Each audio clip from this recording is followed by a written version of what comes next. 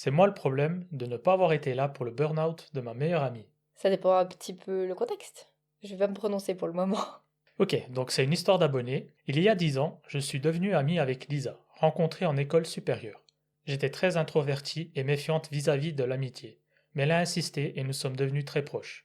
Elle est devenue ma confidente et je n'avais jamais eu une amitié aussi forte. À la fin de nos études, nous avons vécu en colocation avec une autre amie, Marie. Ces années ont été les plus belles de ma vie de jeune adulte. On partageait tout, comme des sœurs. Mais avec le temps, j'ai commencé à me sentir infantilisé. Lisa et Marie donnaient constamment leur avis sur ma vie, avec ce discours du type écoute-nous, on a plus d'expérience. Quand je ne suivais pas leurs conseils, je me sentais jugé, surtout par Lisa.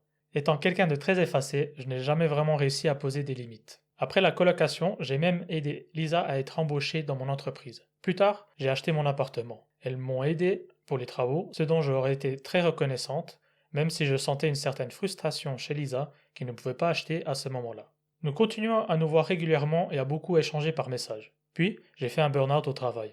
J'allais très mal, avec des crises d'angoisse et des douleurs physiques. Ni Lisa ni Marie ne semblaient vraiment comprendre la gravité de ce que je vivais. Lisa m'a même reproché de me plaindre de ne pas travailler. J'ai dû gérer ça seul avec l'aide d'une psy.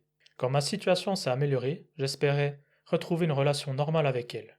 Mais mes messages restaient souvent sans réponse. Et quand on se voyait, tout tournait autour de leur vie. On ne me demandait jamais comment j'allais. Même lors de la dégradation de mon couple, je n'ai pas été prise au sérieux. J'ai fini par me séparer seul, sans réel soutien. Ouais, c'est triste ça.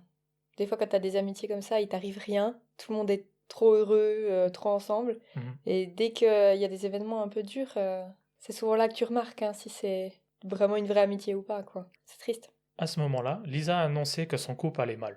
Toute l'attention s'est portée sur elle. On s'est mobilisé pour la soutenir et j'ai encore encaissé ma séparation seul. Peu à peu, je me suis senti mise à l'écart. Elle se voyait sans moi, ignorait mes messages, ne venait jamais chez moi. Quand j'ai exprimé ma tristesse, Lisa m'a reproché mes choix de voyage passés, ma relation à l'argent, allant jusqu'à me faire un véritable procès. Malgré tout, elles se sont excusées et ont promis de faire des efforts.